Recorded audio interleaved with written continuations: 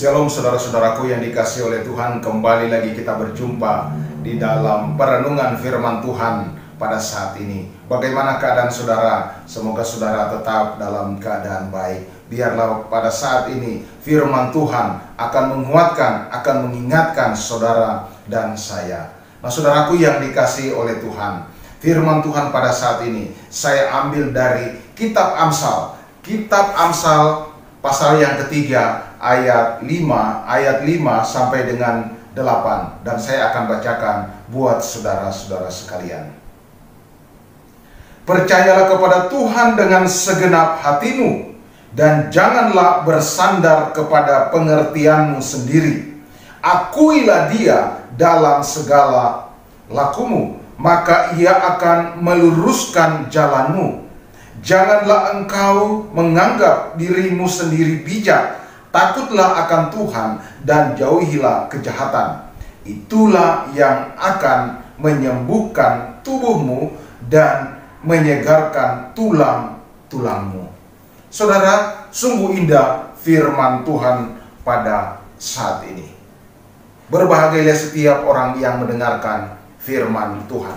Nah, saudaraku yang dikasihi oleh Tuhan, sebagai olahragawan yang sportif, saudara harus berani mengakui kehebatan lawan.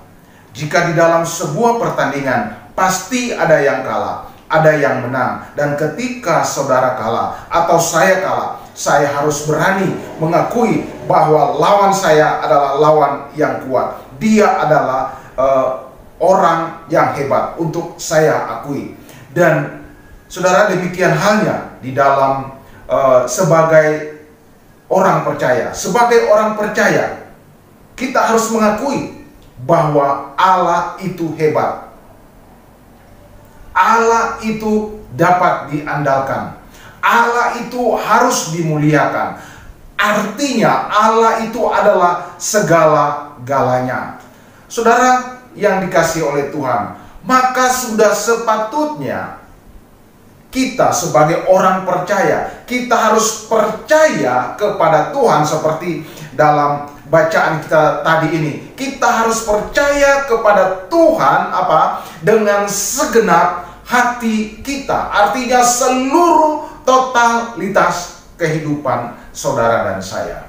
Nah, saudaraku yang dikasihi oleh Tuhan, di masa-masa sulit, di masa-masa kita berada dalam keadaan yang tidak nyaman, disinilah iman kita akan diuji. Ini adalah tantangan yang terberat bagi saudara dan saya.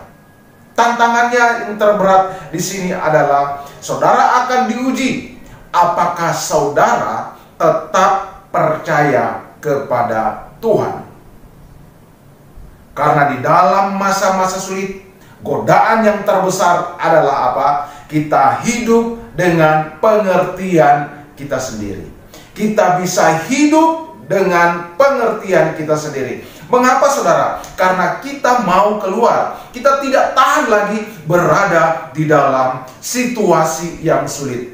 Terkadang saudara, di dalam kehidupan saudara dan saya, pikiran kita, atau seringkali orang bilang menurut perasaan saya, menurut feeling saya, itu yang seringkali mendominasi hidup kita. Yang sering kita pakai adalah pikiran kita. Saudara, ini bukan berarti saudara, saya melarang saudara untuk memakai pikiran. Pikiran diberikan kepada kita, pengertian diberikan kepada kita untuk kita pakai di dalam menjalani kehidupan ini. Tapi satu hal saudara, firman Tuhan mengatakan, janganlah engkau bersandar kepada pengertianmu. Janganlah engkau tetap mengandalkan pikiranmu.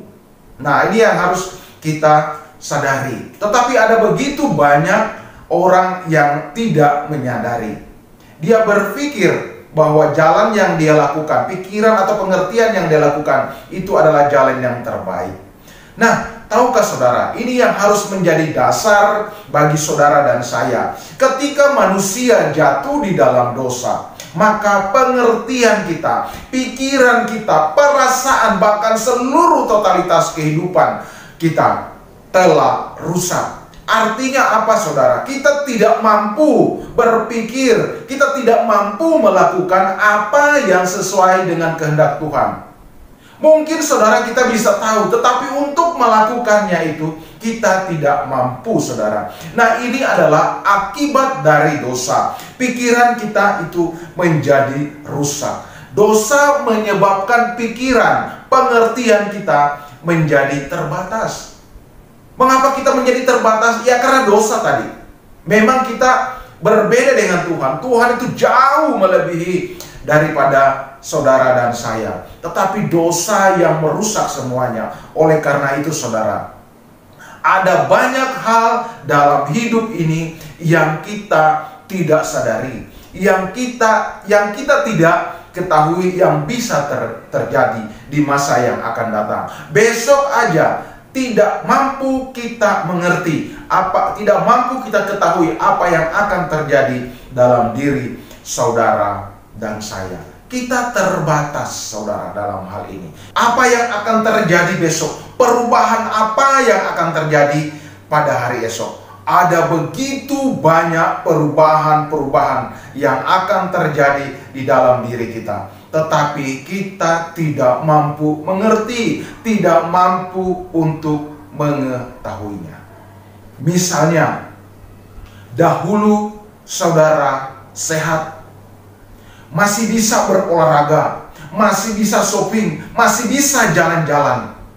Tetapi sekarang saudara tinggal terbaring di tempat tidur. Tidak banyak yang saudara dapat lakukan. Saudara menjadi terbatas. Dulu saudara optimis dengan masa depan yang cerah, masih merindukan, masih mampu untuk menggapai cita-cita. Tetapi sekarang saudara berada dalam posisi sekarat atau saudara berada dalam posisi kritis. Saudaraku yang dikasihi oleh Tuhan, inilah hidup manusia yang kita tidak mengerti terlalu banyak. Hidup manusia ada begitu banyak perubahan. Perubahan demi perubahan bisa terjadi.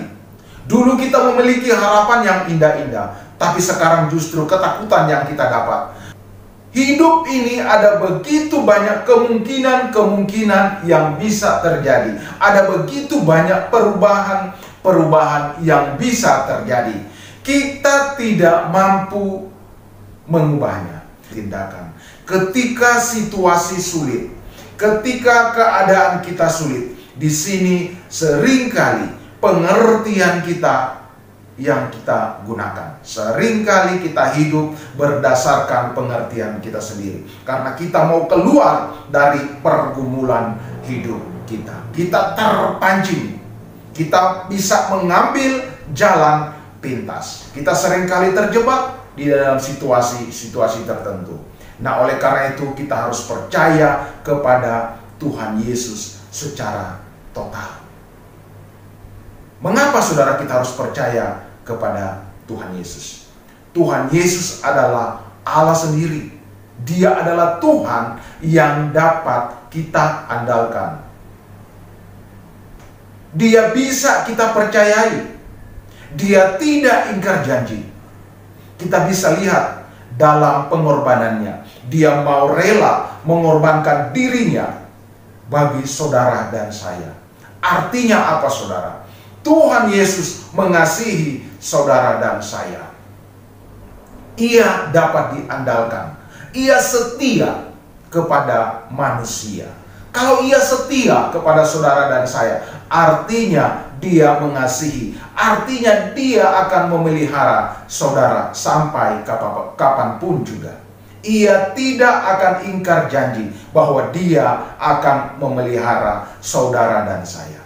Oleh karena itu saudara, mulai saat ini firman Tuhan mengingatkan, jangan mengandalkan pengertianmu sendiri. Marilah, jangan kita membuang-buang waktu, membuang-buang tenaga kita. Kita berjalan hanya berdasarkan pengertian kita sendiri. Karena apa saudara? Melakukan segala sesuatu, mengambil tindakan berdasarkan hanya pengertian kita sendiri. Apa yang saudara kerjakan berdasarkan pengertianmu sendiri, itu akan sia-sia. Itu tidak akan membuahkan hasil, saudara. Yang saudara harus lakukan adalah apa, saudara? Saudara harus mengakui bahwa Dialah Allah. Saudara harus mengakui bahwa Allah itu hebat, bahwa Allah itu mengasihi saudara, bahwa Allah itu memelihara saudara. Oleh karena itu, percayalah kepada Dia dengan sepenuh hati. Jadi Tuhanlah yang akan menyembuhkan tubuh kita. Tuhanlah yang akan menyegarkan jiwa kita. Dialah yang akan membukakan jalan yang terbaik bagi kita. Oleh karena itu, saudara, firman Tuhan sekali mengingatkan, percayalah kepada Tuhan dengan segenap hatimu, jangan bersandar kepada pengertianmu sendiri. Biarlah firman Tuhan pada saat ini mengingatkan saudara, menguatkan saudara untuk menjalani kehidupan ini. Shalom. Tuhan memberkati.